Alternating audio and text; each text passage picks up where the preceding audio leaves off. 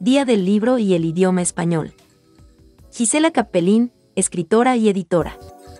Conversa con Leopoldo Monterrey, autor de la novela Con amigos como tú. La tarde de hoy vamos a conversar con un hombre que estoy segura que nos va a dar ser un programón escucharlo, porque es sobre todo un gran comunicador y un súper conversador, además de un gran escritor, que es su rol que lo trae esta tarde. Leopoldo Monterrey, querido amigo, abogado, vive actualmente en Chile, egresado de la Universidad Católica de Caracas, donde también ejerció muchos años la docencia, que la lectura te debe dejar llevar. Y eso me ocurrió con la novela Amigos como tú. Una novela que, al igual que otras personas que la han leído, les ha ocurrido que una vez que empiezan, les parece súper difícil dejarla, porque está escrita además de una manera correctísima, de una manera sumamente interesante, porque ya veremos los temas, pero además amena. Una voz que suena con alegría, con amistad, con picardía, con inteligencia. Y yo quisiera, Leopoldo, que nos contaras un poco a todos cómo es tu relación con el cuento, cómo fue tu experiencia con tus publicaciones, qué tan cómodo te has sentido tú con el género. Y bueno, háblanos un poquito antes de entrar a la novela de tu experiencia con los cuentos. Mira, yo empecé a escribir cuentos desde muy niño. Cuando te digo muy niño, muy niño. Y no creo que sea una cosa excepcional ni original. Yo creo que la mayoría de los muchachos, y los varones y hembras, en algún momento en su vida temprana, empiezan a escribir, quieren que escribir un cuento. Algunos continúan escribiendo cuentos, yo continué. Unos pocos terminan publicando cuentos, yo publiqué. Pero esa experiencia de escribir cuentos a una temprana edad es muy frecuente. Voy a decir algo que no es para evitar mi experiencia, pero que yo creo que es importante, que es lo siguiente. El cuento como género literario es el más antiguo de todos. De todos. Mira, Gisela, yo creo que no se requiere, es que antes que el hombre tuviera inteligencia, antes del Homo sapiens, cuando el hombre neandertal, hace 40.000 años, las pinturas rupestres de Europa, esa de las cuevas de Altamira y todo eso, que ahora es que se dice que son de hace 40.000 años, porque se ha hecho otros métodos de investigación, pero son por lo menos 20.000. El hombre neandertal que hizo eso, si fue él, y no parece que fue él, repito, por los nuevos acontecimientos, no tenía cerebelo, aunque tenía la cabeza más grande. Y su capacidad cognitiva era muy inferior a la del Homo sapiens. Y sin embargo, no escribían porque no había letras, pero a través de dibujos narraban cacerías y narraban otra cosa. O sea, echaban su cuento, pues. Echaban su cuento. Es que el cuento, mira, el libro, es decir, la Biblia, el Antiguo Testamento, no son otra cosa que los cuentos acerca del origen del hombre. En los libros, en el capítulo de los libros del Génesis, son los cuentos acerca del origen de los judíos. El Corán son los cuentos de las revelaciones que le hizo Alá a Mahoma. Es que todo el hombre ha contado cuentos siempre. Esa es una inquietud que tenemos. Las mujeres dicen que echan muchos cuentos, los hombres echan tanto cuento igualito. Entonces, yo no creo que yo fui una excepción al tener esa inquietud cuando estaba pequeño de escribir cuentos. Tuve la suerte que mi mamá me los pasaba en limpio, después una secretaria, los fui guardando, y un día esa secretaria que me ayudaba me los mandó a un concurso de cuentos, y después terminé teniendo una cantidad de libros de cuentos que fueron los que publicó la editorial Atenea. Yo adoro el cuento. El cuento es un género dificilísimo, muy subestimado. Subestimado sobre todo por una razón, porque del cuento no se vive. no solamente en literatura, sino de la gente que lo que echa es puro cuento, no se vive. Pero es un cuento muy subestimado porque está relacionado con una serie de cosas. Las acepciones de la palabra cuento van desde la mentira, eso es puro cuento, un cuento chino, pero si es que la narración y la ficción es todo mentira, porque la ficción es eso, la ficción es un engaño, pero además un engaño donde el escritor se empeña en engañar, porque si no logra engañar al lector para que se crea la historia, a nadie le gusta el cuento. Yo quería entrar a hablar de tu novela Con amigos como tú, porque tu novela Con amigos como tú tiene extraordinariamente bien descrita la participación de nada menos y nada más que 58 personajes, de los cuales algunos son ficticios, otros son de la vida real, pero conocidísimos. Tú hablas de personajes que todos conocemos y los pones a vivir allí como si estuvieran de verdad participando en tu novela. Y de entre ellos tienes también 31 mujeres que quiero hacer la aclaratoria, pues a salvar mi género, todos los personajes, sus historias son perfectamente coherentes, son personajes que a pesar de sus situaciones que muchas pueden ser irreales, porque tú dices, no puedo creer que esto le haya pasado, por otro lado es tan perfectamente coherente la secuencia de sus hechos para llegar a los puntos que han llegado. Y en relación a las mujeres, tienes unas mujeres inolvidables de todo tipo, de varios niveles. Quería que nos contaras un poco, Leopoldo, en relación a tus personajes y a tus personalidades, dos cosas. Primero, ¿cuál de tus personajes sientes tú que tú de alguna manera te encariñaste más o te atrapó más? Y si acaso ocurrió algo que ocurre, porque todos los que escribimos sabemos qué pasa, Pirandello fue el gran precursor de los personajes en busca de autor, cuando el personaje nace dentro de la escritura y el propio personaje está exigiendo su existencia. Entonces, cuéntanos de tus personajes, te repito, tus favoritos, y cuáles ocurrió que ellos solos, a manera milagrosa, crecieron dentro del papel. Mira, yo creo que casi todos crecieron dentro del papel. La novela esa nace con un pequeño cuento, que tiene un cuento erótico, que tiene lugar en la escena que da comienzo al libro. Y habían solamente dos personajes, que eran las dos mujeres que estaban teniendo esa experiencia debajo de la mesa, los futsis debajo de la mesa, ¿no? El resto de las personas era parte del entorno, pero al yo decidir convertir, tú sabes, empecé a escribir más.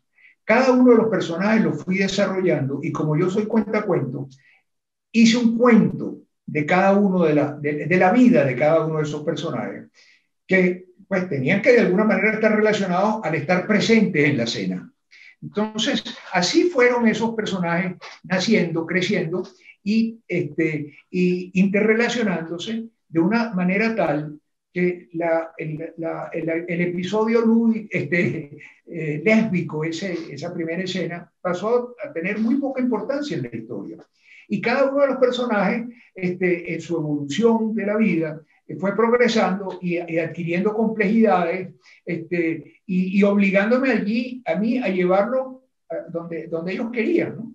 Entonces, eso de cuáles fueron producto del libro, yo diría que todos. Yo cuando me senté a escribir no tenía un personaje determinado. El negro no existía para mí.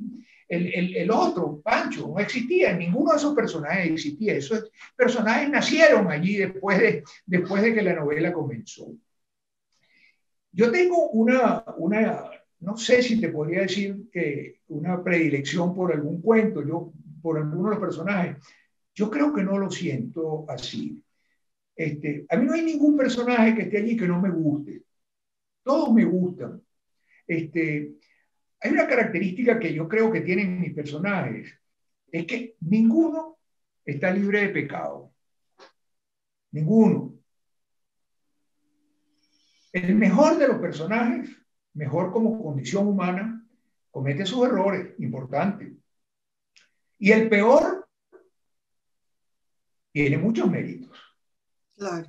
Yo, una de las cosas que yo no me he dado cuenta que era así, la verdad, yo soy muy cuidadoso a la hora de hablar mal de las personas y a lo mejor eso me salió de una manera natural allí. Pero fue Nicomedes Zuluaga en una conversación después de haber leído mi libro en un tiempo récord como tú, 3 días, se lo leyó a las 563 páginas.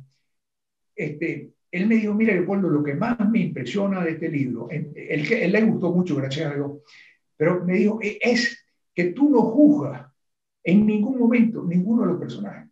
Tú cuentas horrores de ellos y cuentas cosas maravillosas, pero en ningún momento hay una parcialización de tu opinión. De manera de que para uno como lector, Nicomedes es escritor también, para uno como lector, uno tiene la libertad, tú tienes el respeto con el lector, de que cada lector saque sus conclusiones y juzgue a los personajes. Tú planteas hechos, sin hacer una caricatura, una expresión que él también dijo. Los personajes tuyos no son caricaturas, son personajes que tú llegas a conocerlos como que, o sea, convive con ellos, sabes cómo piensa, sabes cómo habla, y tú sacas tus propias conclusiones.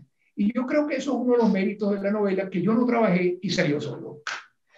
Sí. Pero justamente parte de lo que te quería preguntar en relación al trabajo, porque fíjate tú, el quien nos oiga hablar dirá, bueno, pero esa es una novela que puede ser otra, muchos personajes. ¿Hay algo que caracteriza tu novela, además de esto que tú dices que son seres que no son juzgados por ti como autor, que nosotros nos identificamos y convivimos?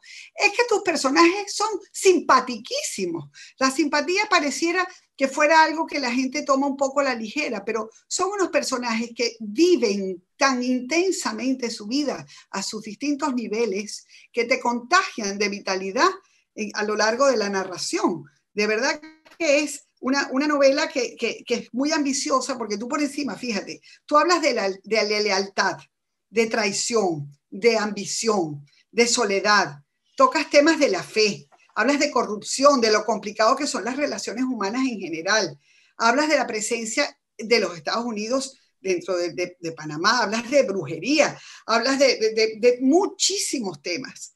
Hare Krishna. De Hare Krishna. Sí, bueno, es que yo te voy a hablar un poquito ahorita de la parte espiritual, porque es un tema que tú hablas de la parte espiritual de una manera muy específica. Yo lo que quiero es preguntarte, ya que abarcas tantos temas tan variados, ¿cuál de ellos resultan para ti tu verdadera pasión, o todos te apasionan estos temas por igual? Cuéntanos un poco.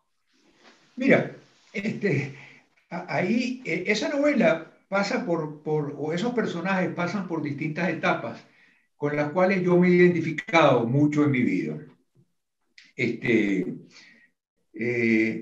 Por ejemplo, ahí hay unas escenas campestres, de campo, de finca, de animales, de caballos, donde yo tuve que hacer una importantísima purga en la poda, porque mira, yo tuve fincas durante más de 30 años y caballos y todas las cosas, y esos caballos colombianos, que son los que le regalaban los narcotraficantes al protagonista de la novela, pues eso me fascina a mí. Entonces, a mí, yo me paso bueno, la parte, yo soy abogado, entonces la parte del tema del proceso, de la parte de la justicia, de la ley, ese es otro tema que me encanta, sobre el cual, pues mira, yo elaboré muchísimo y tuve que quitar, porque eso es un tema para entender. No nos hables más de lo que tienes que quitar, de lo que has quitado. Háblanos de lo que te has quedado. Porque bueno, nos vas a crear una enorme ansiedad, y con lo que tu selección de lo que nos has entregado como novela completa es extraordinaria, es muy completa. Realmente yo creo que gran parte del trabajo más difícil de un escritor es quitar, y entiendo, porque son como órganos que nos extirpan, y es difícil. Sí, así, tal cual. Sin embargo, el producto que nos has entregado, la novela es muy completa, no hay ningún tema. Mira, si hablas, como dices tú, del campo, asuntos legales, o de béisbol, o de ciudades del mundo, o de costumbres italianas, o normas de la high society, o sea, todo lo que tú tocas, lo tocas de una manera balanceada en cantidad, no aburres en ninguno de los temas porque sea largo, sino que cada uno de los aspectos que tocas tiene un balance muy completo dentro de la novela. Entonces yo creo, y ahí me voy a arriesgar yo a tomarme, yo sí voy a juzgar, que yo creo que es que todos estos temas te apasionan a ti de manera personal. Ahora, te quiero preguntar, como escritor, aparte de algún tema que surge de ti de manera natural, ¿hubo en la novela algo que te exigía el texto y que tú tuviste que investigar? ¿Utilizaste la investigación como parte del recurso para completar tus textos? Muchísimo, muchísimo, porque aún en esos temas que yo hubiera podido escribir a mano suelta, como es la parte agrícola, la parte productiva, la parte legal, pues aún en eso tuve que validar todas las cosas. El trabajo de investigación de esta novela fue muy largo para mí. Fueron 5 años, porque no se trataba de los hechos históricos que se reseñan en la novela son conocidos. Yo el tema de los papeles de Panamá, yo lo conozco porque, pues por mi condición de abogado y además de hombre de finanzas. Yo ahí no tenía que averiguar nada, sino a lo mejor validar alguna fecha o algo para que me coordinara con los acontecimientos. Entonces, toda tu investigación, tú sabes que mientras te escuchaba, que tú dices que tu investigación fue muchísima y durante muchos años, es que a mí me sorprende, yo como mi objetivo es presentar esta novela aquí en Venezuela, o sea, para que los lectores venezolanos la busquen, tienen la suerte de conseguirla en las librerías, principales librerías, al final les comentaremos cómo, porque es una novela tan ambiciosa que toca, por ejemplo, es que todo lo que yo pueda decir es alucinante. Mira, del Tratado de Torrijos Carter, de los personajes principales, de repente tú hablas, mira, hasta de los venezolanos, entra Leopoldo y Lilian, María Corina, Chávez, Maduro, Trump, la CIA hablas, del cartel de Medellín. Es una cosa fantástica la manera como tú enlazas todos estos hechos históricos y lo haces en la trayectoria histórica de la vida de estos personajes, los dos amigos principales que le dan el eje a la novela desde su niñez hasta su adultez y a lo largo de esta vida de ellos, cada uno con sus vicisitudes, sus éxitos, sus fracasos, sus relaciones amorosas, tú vas entrelazando estos personajes que me parece que es una de las cosas más encantadoras que tiene la novela, ¿no? Entonces, fíjate, yo quería seguir hablando de ella porque me encantaría poderle transmitir a los que nos escuchan el entusiasmo con que yo la leí, porque van a gozarla sin duda, sin duda, sin duda. Bella, muchas gracias. Ahora, te quería preguntar, cuando la gente escribe, siempre, pues mira, hay quienes dicen, bueno, la gente escribe porque tienen deseos de trascendencia, o la gente escribe porque Teresa de la Parra, que la nombraste por su cumpleaños, escribía porque se aburría. Hay gente que dice que la gente escribe porque tiene un poco de ego, porque quiere comunicar, o porque quiere dejar algo enseñado, o porque le parece que quiere refutar algo. ¿Cuál es tu motivación para escribir? ¿Por qué escribes tú? Óyeme, esa es una pregunta muy difícil porque yo me la hago con mucha frecuencia, ¿no? Yo creo que escribo porque no puedo evitarlo. Yo creo que el escritor es la persona que no puede evitar escribir. Independientemente que luego se convierta, porque una cosa es escribir y otra cosa es publicar. Cuando tú dices, por ejemplo, de ganar reconocimiento o ganar dinero, eso es una consecuencia de publicar.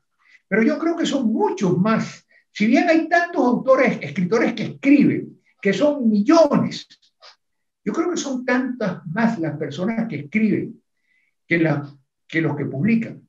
Porque la gente no se atreve a revelar su yo íntimo. Y cuando uno publica, revela su yo íntimo. Yo no tengo necesidad, y por eso voy a entrar a tratar de redondear de por qué escribo yo. Primero, yo creo que me gusta. Me gusta. Yo disfruto escribiendo. En una época escribía mucho más de lo que leía. Segundo, hay veces que se me ocurren unas ideas que a mí me parecen geniales. Me encanta. Me parece o sea, inclusive alguna vez le escribo y digo, ¿será que esto se me ocurrió a mí? Yo creo que hay un poco de vanidad, que hay un poco que a uno lo recuerden, no solamente los seres queridos, los más allegados, sino que alguien por allí, unos hijos de los hijos de mis hijos, de repente agarren un libro y vean mi nombre detrás. Había un escritor que no sé si tú te recuerdas, Gisela, porque tú eres muy joven y a lo mejor no te acuerdas de eso, que tenía un espacio en el periódico, en el diario El Nacional, que se llamaba, su seudónimo era Cotepa Delgado. Claro. ¿Te acuerdas cómo se llamaba su artículo? Se llamaba Escribe que algo queda. Escribe que algo queda. Sí, entonces yo siempre he practicado eso. A mí me gusta escribir, me da satisfacción, hasta ahora me ha dado mucha compensación. ¿Tú sabes lo que yo puedo sentir con lo que tú estás diciendo acerca de mi novela, muchachita? ¿Tú sabes o sea, cómo me siento yo con todo eso que tú estás diciendo? Bueno, pero yo quiero aclararte que no solo yo, porque yo he escuchado comentarios elogiosos de todo quien ha leído tu libro. Así que te puedes sentir muy satisfecho porque de verdad que has dado que hablar y has dado que hablar bien porque como empecé diciendo en la charla de hoy, que no sé si se habían conectado todos, como dice Borges, el objetivo de la lectura es placer. Y como decía, y lo voy a repetir, si te parece que entretener es una palabra tibia, la literatura debe dejarte llevar. Y este es un libro en el que te sumerges. Y bueno, había momentos en que yo quería saber qué estaba pasando con ellos, que el destino de cada uno, porque además tienes un matiz tan grande, por ejemplo, con los personajes femeninos que estuvimos hablando ahorita, tienes un matiz tan gigantesco de mujeres de la calle, pero simpáticas y con sentido del humor, hasta unas mujeres humildes con un sentido de nobleza y de entereza. O sea, de verdad tienes, o unas niñas con aturdimientos y búsquedas emocionales. Mira, de verdad que son unos personajes muy bien logrados. Y justamente, bueno, entre esos temas, ahorita que me estoy acordando de la hermanita de Carla, que ellos, bueno, tú tienes estos personajes que son italianos, me hace gracia porque metes varias veces frases en italiano, un correctísimo italiano. Yo no sé si es que tú hablas italiano o tienes alguna relación con Italia. Ahora me contestarás. Pero me daba cuenta pues, que hay mucho trasfondo también, sin ser en ningún momento un libro que implique una enseñanza espiritual, pero por ejemplo, hace un recorrido, por ejemplo, por Krishnamurti y los Hare Krishna, con su análisis específico de lo que son sus creencias y o de sus vicios dentro de su organización, o igualmente, por ejemplo, una formación católica súper sólida, como el caso del caso de Francisco. Cuéntanos un poco, Leopoldo, no solamente tu acercamiento con estas técnicas narrativas para hablar de estas religiones, sino también pues, para hablar en estos idiomas, pero sobre todo cuéntanos cómo es tu parte emocional, espiritual, personal, cómo es la espiritualidad de un hombre que a tu edad está entusiasta, que tiene programas por videos para entusiasmarnos a subir cerros o para hablar de la amistad independientemente del sexo. ¿Qué te nutre a ti espiritualmente? Todo. Yo, mira, a mí, yo tengo el problema, que es un problema, que yo no soy muy bueno en nada. Yo, en deporte, no soy muy bueno. Escribiendo, no soy muy bueno. Como abogado, no soy muy bueno. Como marido, creo que tampoco. Como papá, tampoco. O sea, como estudiante, tampoco era el mejor. Yo nunca he sido muy bueno en todo, porque a mí me gusta todo. Yo nunca he sido un especialista. Si yo hubiera dedicado los años que le he dedicado a la pesca submarina, a la pesca, a trotar, a ir al gimnasio, a hacer a jugar, a todos los deportes que yo he hecho, a uno solo sería una maravilla. Si yo me hubiera dedicado a escribir con más fundamento, sería un gran escritor. Y así con todas las cosas. Pero ¿qué es lo que pasa? Mira, Gisela, uno no puede nunca saber cómo hubieran sido las cosas si uno hubiera hecho algo diferente. Porque lo que uno no hizo, nunca fue. Y no puedes comparar. Uno no puede comparar su vida después de haber hecho algo con lo que ha podido ser si lo hubiera hecho de manera diferente. Entonces, yo no sé cómo yo hubiera podido ser más feliz en mi vida, ni cómo hubiera estado más satisfecho con lo que yo hubiera hecho. Yo sí sé que a mí escribir de la forma que he escrito, no dedicado un 100%, he logrado esa alquimia de disfrutar de la escritura, obtener un reconocimiento y no haber renunciado a muchas cosas que los escritores tienen que renunciar, a su vida personal, a la vida familiar, etc. Entonces, mira, yo soy católico, he pasado unas etapas de mi vida con mucho convencimiento, otras no tanto. Yo soy, mira, ¿cómo te puedo explicar esa pregunta que me acaba de decir? Y te participo, que estoy hablando como que te propuse al principio que habláramos, haciendo como que si no hubiera nadie escuchando. Y quiero continuar así. Yo creo que esa novela refleja un poco lo que yo soy. O sea, que he hecho un tirito para allá y otro para acá. Ahí hay el campo, que es una parte importante de mi vida. Hay el derecho, que es una parte importante de mi vida. Hay la amistad, que es una parte importantísima de mi vida. Yo soy un cultor de la amistad. Yo tengo un buenísimo amigo en Chile, que fue el que me trajo para acá.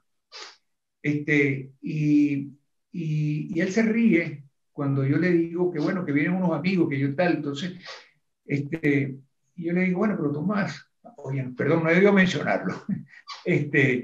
Bueno, ¿y cuántos amigos tienes tú? Entonces me dice, yo tengo 2, tú y fulanito. Y le digo, no puede ser, ¿cómo puedes tú vivir con 2 amigos nada más? O sea, en esa novela, el título de Con amigos como tú, y que se ha calificado porque de alguna manera alguien me dijo que bueno, pero que es una amistad insólita. Y yo como que me lo creí. Pero yo realmente creo que no es una amistad insólita. Insólito es que 2 amigos se hayan conocido después de 50 años. Eso es insólito, pero la amistad no lo es. Porque uno de los 2 personajes se dedicó a ocultar lo que era, para que el otro no lo descubriera, pero el otro lo creía de una manera y de esa manera lo quiso, ¿no? Entonces, soy un cultor de la amistad, además de todas las cosas que te he dicho, de mal deportista y tal. También soy un poco mal amigo. He perdido algunos amigos porque me dicen que tengo muchos y se ponen celosos. Bueno, pero tus 2 personajes principales, que son quienes le dan el título a la obra, ellos no solamente son unos amigos muy cercanos, que como bien dices tú, a pesar de que conviven un periodo de tiempo, no se conocen sino después de adultos, cuando se descubren sus secretos entre ellos, pero ellos son los únicos amigos de cada uno de ellos. Eso es correcto, es verdad. Tienes toda la razón. Los amigos son 2. Y eso que comentas tú de un amigo que dice que no tiene tantos amigos, pues hace un poquito observación, algo que nos pasa un poco a los venezolanos, que los venezolanos somos amigos de todo el mundo, pero que tampoco es correcto, porque la amistad es un vínculo. Hay gente que te conoce en 2 días y ya dice, no, fulano es amigo mío, ¿no?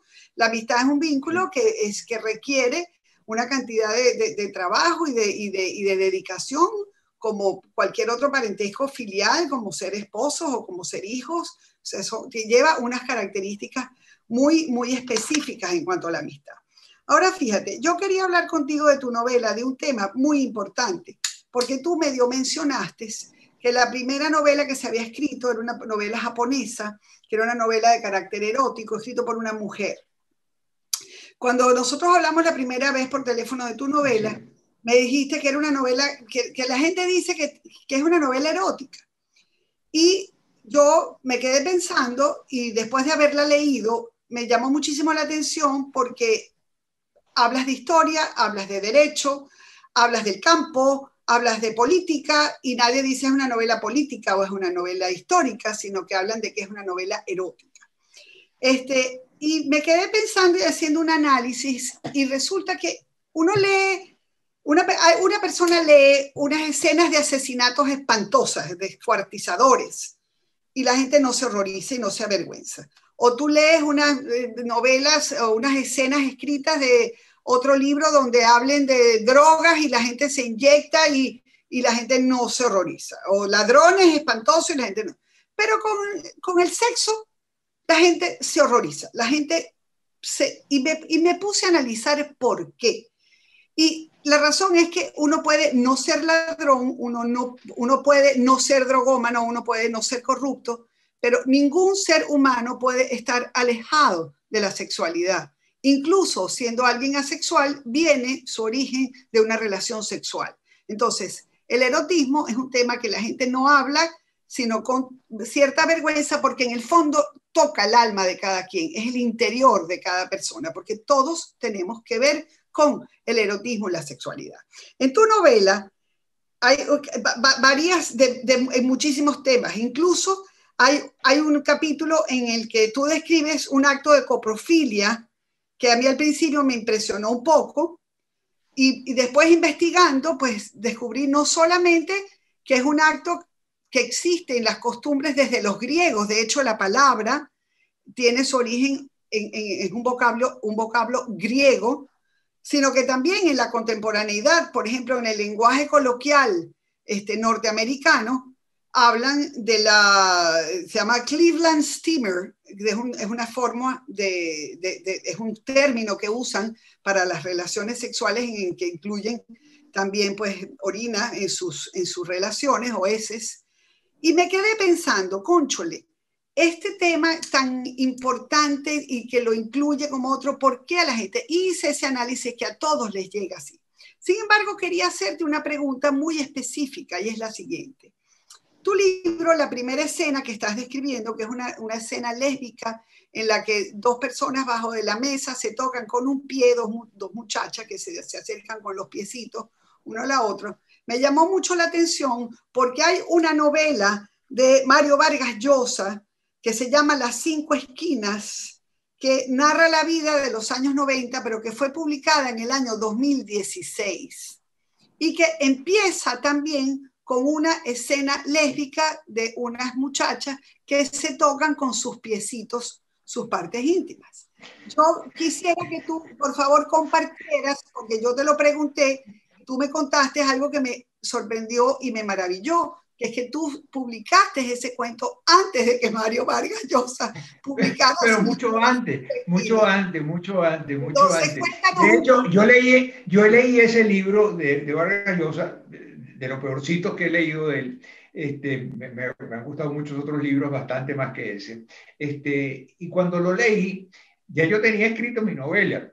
Y lo primero que le dije a mi esposa, María Isabel, es, oye, ¿cómo hizo Vargas Llosa para copiarse? ¿Para copiarse de mí? Para copiarse de mí, si yo todavía no lo he publicado. Mira, son estas casualidades. Te lo juro que cuando lo leí, cuando estaba leyendo, pensé, bueno, alguna persona podrá creer que, bueno, me lo copié, pero no fue así. La verdad es que no fue así. Bueno, pero de hecho tú me habías dicho que tú tenías publicado el cuento que da origen a la novela anterior a la publicación. Claro. Es que el primer cuento se llamaba Futsi. Ese era el cuento. Y eso lo escribí en el 2000. Mi primer libro, el libro que bauticé aquí en Chile, fue en el 2012, eso fue en el 2013. Y lo escribí a propósito de que unas personas, como yo califiqué, ese libro se llama Háblame de ti, cuentos prohibidos. Entonces, había algunas señoras, amigas, tal, que cuando leyeron ese libro esperaban que fueran más prohibidos. Y me dijeron, mira, pero es que este libro vale, eso es, tú sabes, de infantil. Esto no es nada. Entonces, yo escribí ese cuento con destino a esas personas, a esas amigas que me habían criticado mi nivel de erotismo eso fue en el 2013. Que quería más. Así que mira, no tengo ningún cargo de conciencia con respecto a eso. Y no es posible, porque las fechas te favorecen. No, las fechas te favorecen como prueba de tu creatividad. Pero fíjate que además hay algo que así, yo en una entrevista de las que te he oído, porque Leopoldo, tú has tenido pues mucho éxito con esta novela y te han hecho muchas y muy buenas entrevistas, y una de las cosas que decía que, por ejemplo, ¿por qué tú mencionas, uno de los periodistas te decía, ¿por qué tú mencionas a un pelote, a un boxeador o hablas de un músico específico dentro de la novela y tú decías, bueno, porque ¿cómo yo no voy a hablar de una vida en Panamá sin mencionar estos personajes que son de la vida del panameño, ¿no? Y lo mismo pienso yo en relación a lo erótico, de verdad, que es, ¿cómo no vas a poner en una novela que refleje el pueblo latinoamericano? ¿Cómo no vas a hablar de sexo? Es imposible no hacerlo, porque eso es algo que mueve a esta sociedad, tanto a hombres como a mujeres. Es una cosa que es muy evidente. Entonces describe estupendamente pues, la manera de relacionarse cada uno de estos personajes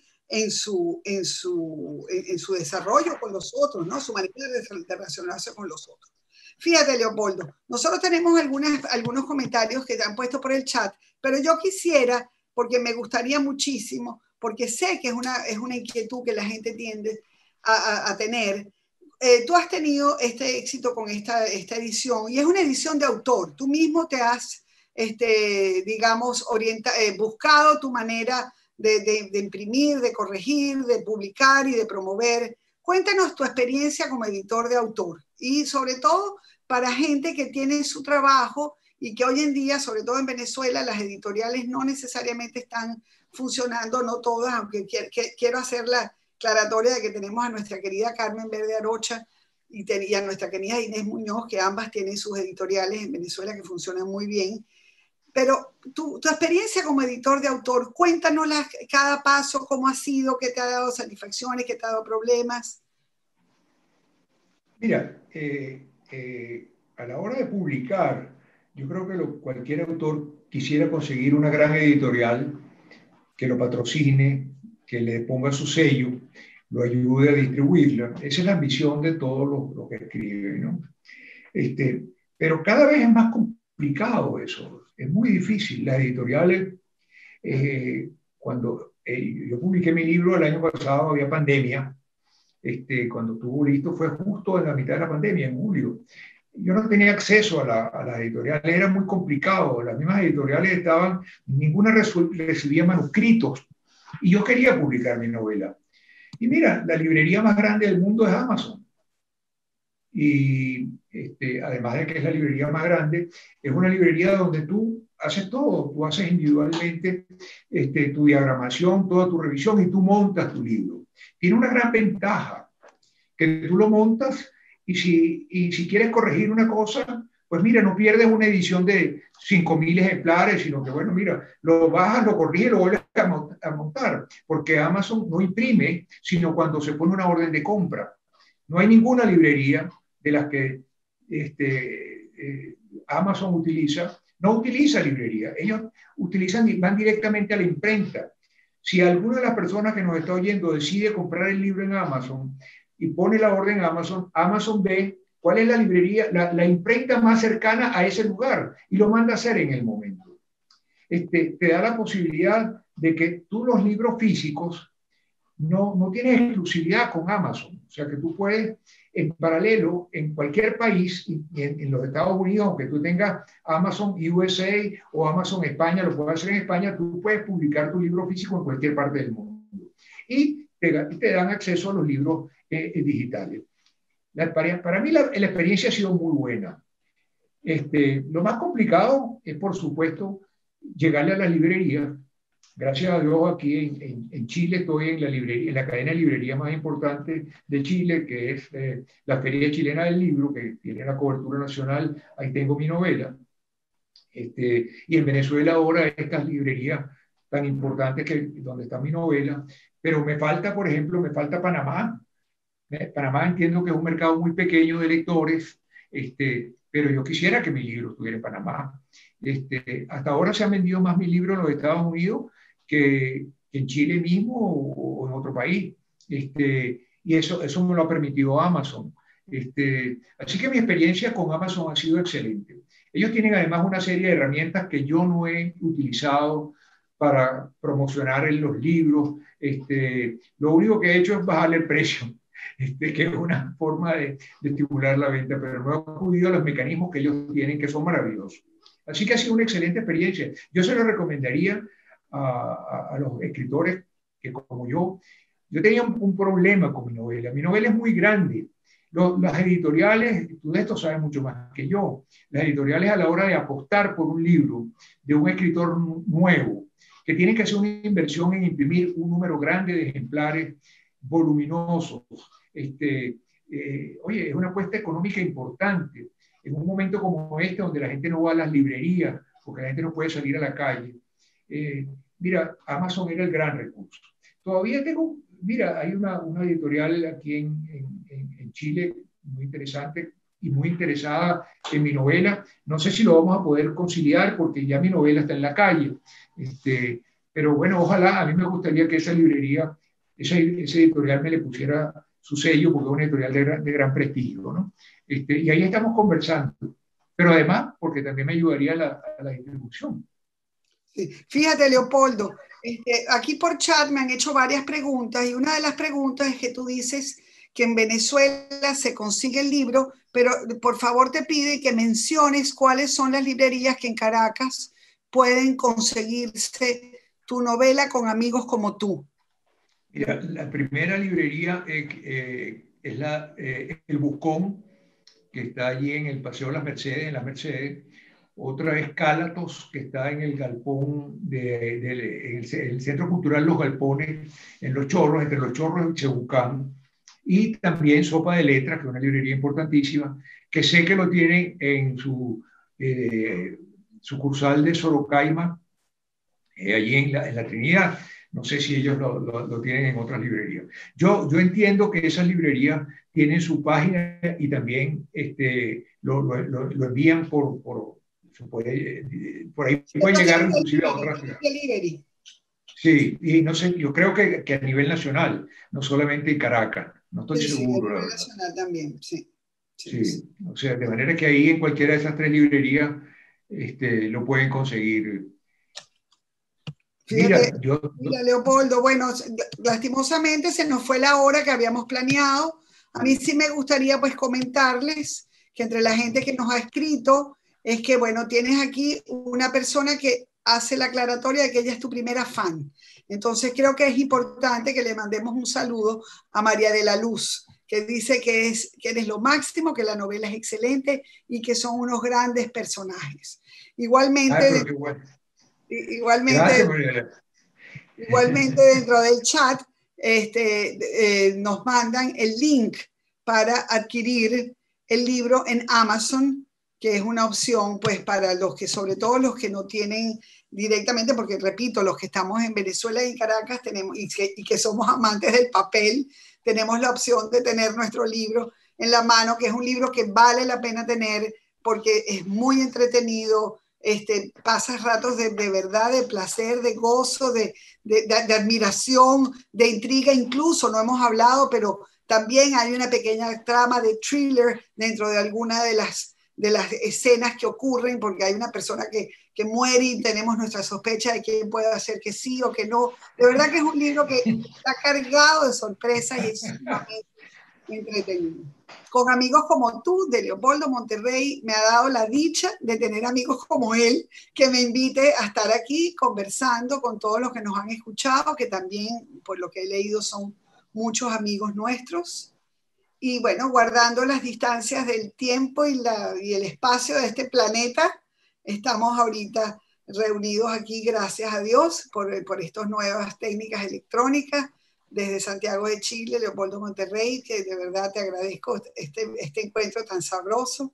Yo que estoy en San Sebastián, España, en este momento por un asunto familiar. Y bueno, sé que varios de los que están allí acompañándonos están en nuestra amadísima Caracas. Así que de verdad les mando un abrazo a todos. Leopoldo, últimas palabras antes de cerrar, por favor. Coméntanos algo que no sepamos de tu novela y que nos diga por qué nos las tenemos que leer. Mira, te voy a contestar con una pregunta. ¿Tú crees en la suerte? Bueno, tú sabes que me gusta que me hagas esa pregunta, porque mi madre decía que la suerte es un elemento indispensable y que hay gente que la tiene y que no.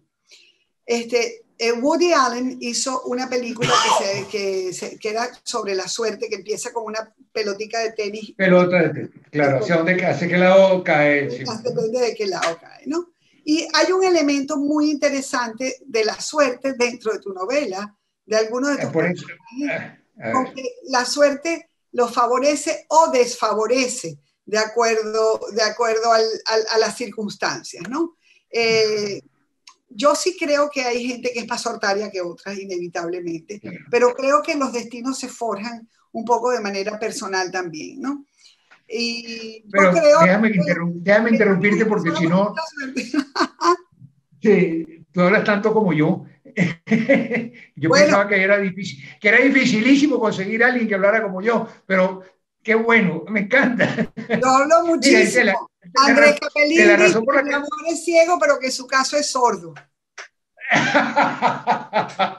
Mira, la razón por la que te pregunté eso es porque yo tenía, cuando supe que iba a hablar contigo de esto, hay una pregunta que yo me he hecho después de que terminé la novela.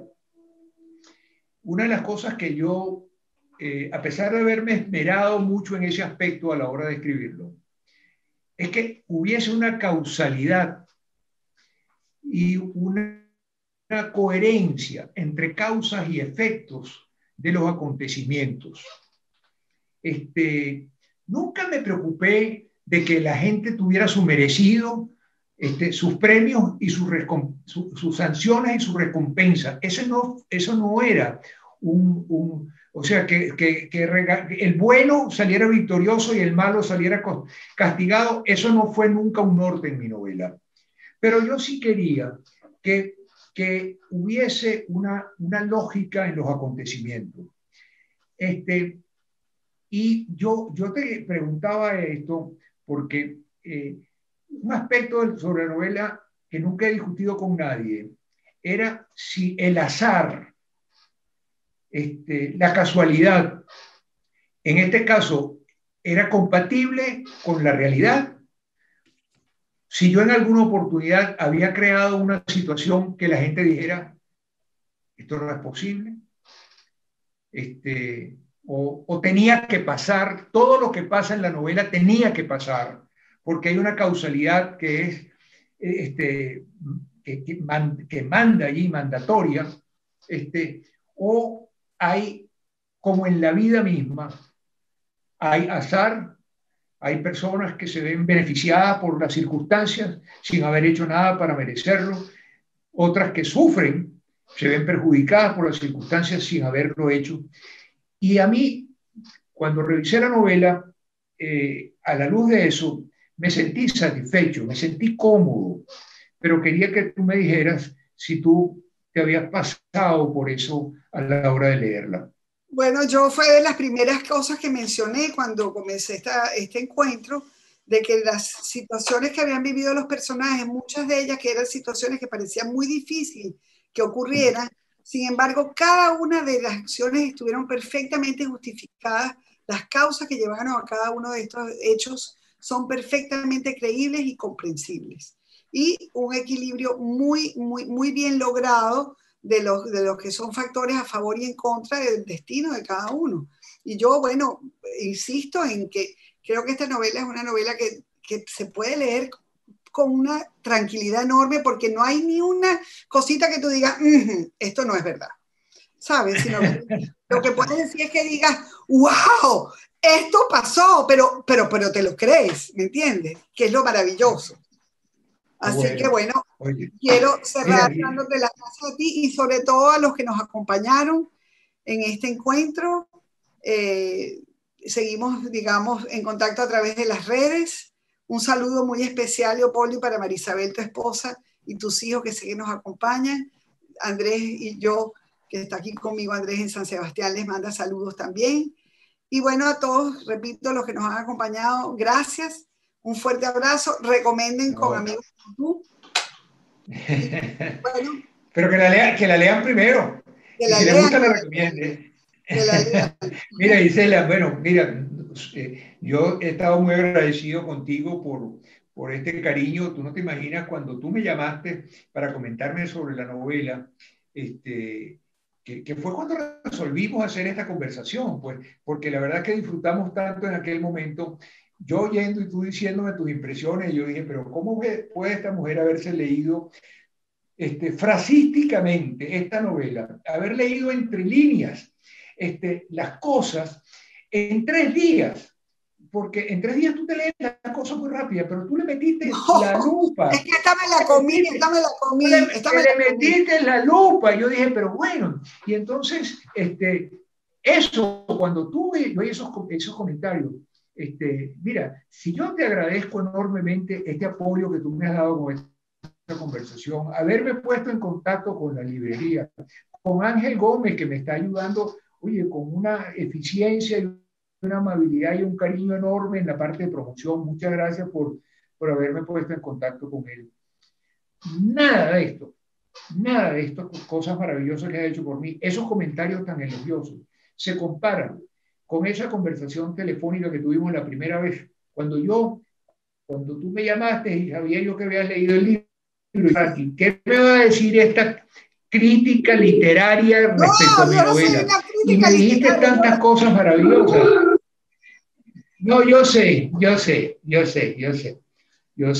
Mira, tú sabes que yo, lo primero que iba a decir cuando dije que quería que habláramos de literatura, era que yo no me sentía capacitado para hablar de literatura. Pero iba a decir también que yo estuve repensando que la gran mayoría de los profesores de literatura que yo he tenido, y creo que la mayoría de los profesores de literatura en el mundo, y de los críticos literarios, nunca han escrito un libro. Tú y yo sí. Así que nosotros podemos hablar de literatura. Bueno, Leopoldo, un abrazo. Muchas gracias a todos por acompañarnos. A todos, un beso enorme. Gracias también a los que han mandado sus elogiosos y cariñosos mensajes por el chat. A cada uno de ellos, a la gente de Pasión País, nada más y nada menos que Marian Krasner, Inés Muñoz, Carmen Verde, figuras de Jennifer Hernández, Alejandro Capelín. Gracias a todos por sus comentarios. Un fuerte abrazo y hasta la próxima. Chao, hasta luego. Buenas noches a todos.